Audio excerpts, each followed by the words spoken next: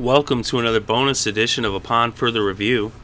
Upon further review. And in this edition, we'll be talking about the Minnesota Vikings at the Tampa Bay Buccaneers. You can catch this Week 8 matchup at October 26th at 1 p.m. Eastern Time, and that'll be aired on your local Fox affiliates. So Minnesota Vikings go into this game with a record of 2-5, and the Buccaneers are 1-5. The Vikings started off with a victory in Week 1 over St. Louis in St. Louis, but then they hosted the Patriots and they got beat up. Then they went to New Orleans and lost, but then they hosted the Atlanta Falcons and they picked up the victory. And then they went to Green Bay and they lost, and they hosted Detroit and they lost, and they went to Buffalo and they lost. So they've lost 3 games in a row, and they were 500 before that 3-game loss stretch. And now we look at the Buccaneers. The Buccaneers started off with 3 losses as they hosted the Panthers and the Rams in the first 2 weeks and lost both of those games by just 1 possession. 6-point loss to the Panthers and a 2-point loss to the Rams. But then on Thursday night in Week 3, they went to Atlanta and they got destroyed. But they bounced back in Week 4 by beating the Pittsburgh Steelers in a come-from-behind victory as they won that one by 3 points. They then went to New Orleans and they lost that game in overtime by just 6 points. And then last week they hosted the Ravens and got destroyed by Baltimore. Of course, Glennon had a big game though. He put up 314 passing yards in that loss. But if we look at that, very easily, the Buccaneers, they could have had 4 wins. They could actually, instead of being 1-5. They could be 4-2. They win that game against Carolina. They win a game against St. Louis. I mean, they only needed a touchdown to win against the Panthers.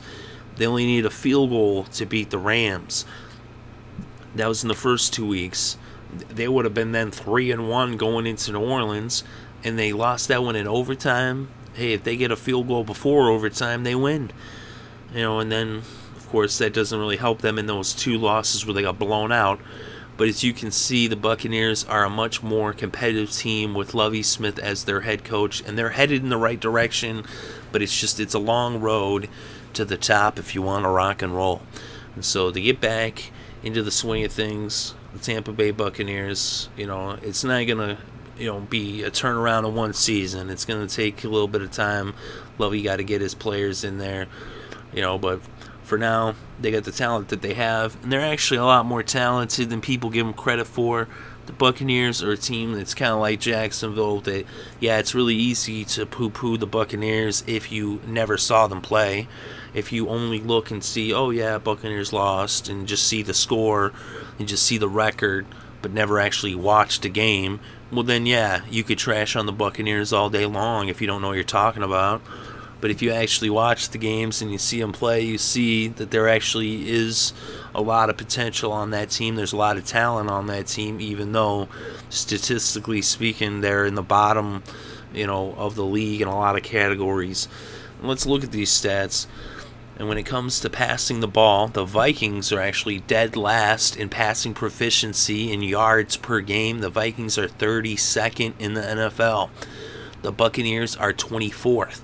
When it comes to passing defense, the Vikings are 9th, and the Buccaneers are 32nd.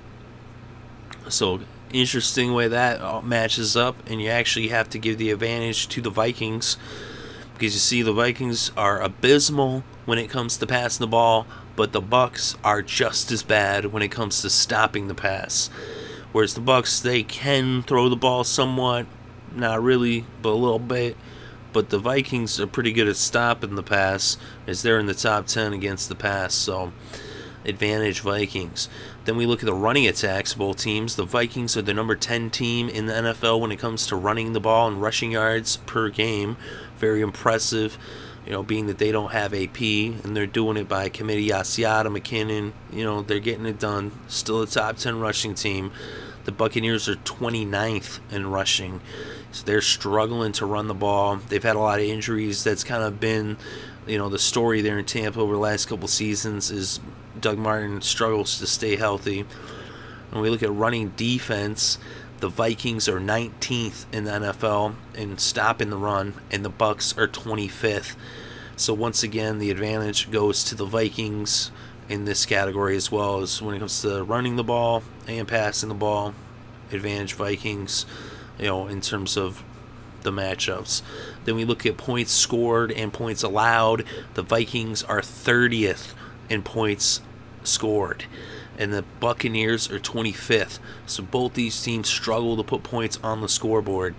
Then we look at the defense, though. Points allowed, the Vikings are 14th in points allowed, and the Buccaneers are 32nd.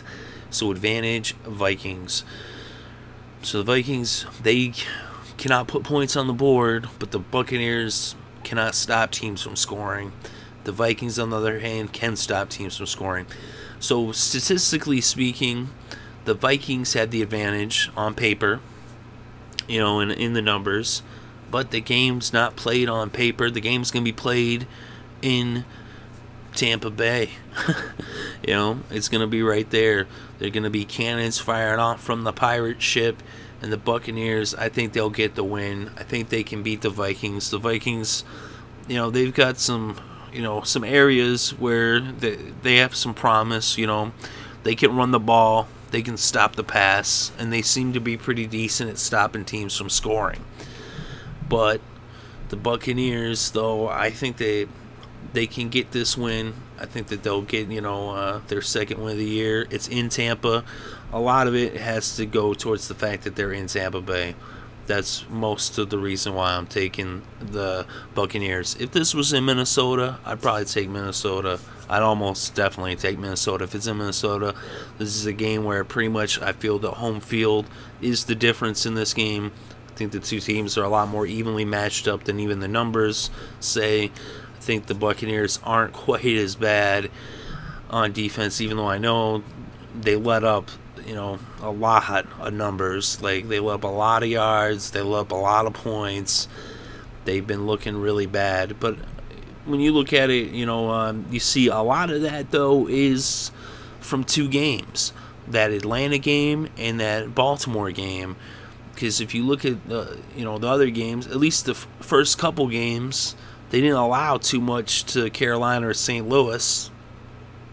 Of course, Pittsburgh and New Orleans, they let up some numbers there. The games got kind of high scoring, so that kind of factors into it as well. As Drew Brees and the Saints put up some big numbers against them, and even the Steelers did as well.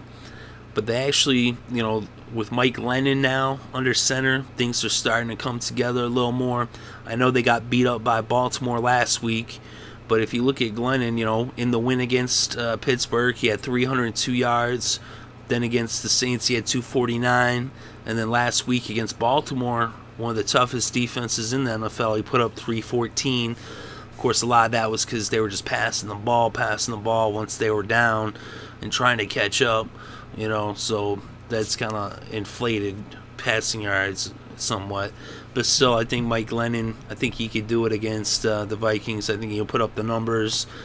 And I think, if they come at him, Doug Martin should have a better day against the Vikings running the ball as well. And I think the Buccaneers defense is going to actually have one of their better games of the year against Minnesota. Smith does have some ties to Minnesota. He's somewhat, familiar with them, even though that goes back decades, so it's not really that much of a factor in it. That was a long time ago that he was, over there. I mean, that was back in, friggin' way back, back in the Tony Dungy days, Dennis, Smith days, way back, that was, last century, but, anyway, I think the Buccaneers could do it. I think that they're, not as bad as the numbers indicate. I think they got a lot of talent on that team, and I think that they could beat the Vikings. This is one of the teams that they should be able to beat. They've got a few games coming up here that they could win, and they need to get things started off by this victory right here at home. And then they, over the next few weeks, they might be able to pick up a couple more victories. They got Atlanta coming in Week 10. They're going to D.C. in Week 11. Those are possible wins for them. But they need to get, this morale booster here, and that, is very possible. I think they can win this game. I really do believe. I know it's a little bit of a stretch, but it's in Tampa, and I feel confident Buccaneers are going to win. Let me know what you think in the comments below. Very interested to read your thoughts and opinions. And if you enjoyed this video, make sure to hit the like button. How else would we know you enjoy the show if you don't hit the like button? And if you want more content, make sure to subscribe as we bring you upon further reviews and recaps for each and every single game all throughout the season and the playoffs, including the Super Bowl. We're also covering the MLB playoffs. It's down to just 2 teams, the World Series. We've been covering it throughout all the way back to the wild card. You can check out our recaps leading all the way up to this point in the World Series, and as we cover it throughout until we have a champion there in baseball. And we also do some college football as well. We haven't been doing as much college football because we've been so busy with the World Series, but we will get back to doing more college football once the World Series is over, and we will definitely be covering the college football playoffs for sure. We also do our weekly show, The Wedge, where we do our quick picks, fantasy fortune, fantasy football picks, and our weekly rewind of the week that was in pro football, as well as our upon further review for the Thursday night show. It got up a little late this week. We did get it up by Thursday night. You know, we had some difficulties, some technical difficulties and things, you know, but that'll happen. But we will get it up earlier next week, and we try to get up there as early as Tuesday, hopefully by Wednesday, you know, at the latest Thursday. So keep an eye out for that. And we usually put up like the quick picks or the fantasy fortunes segments up a little early, as that's easier to just get that out there as it's part of the show, you know. This is the quick part of it. But keep an eye out for all of that, and I greatly appreciate you listening. Thank you so very much. I hope you're having a good day and have a great weekend and enjoy all of the sports.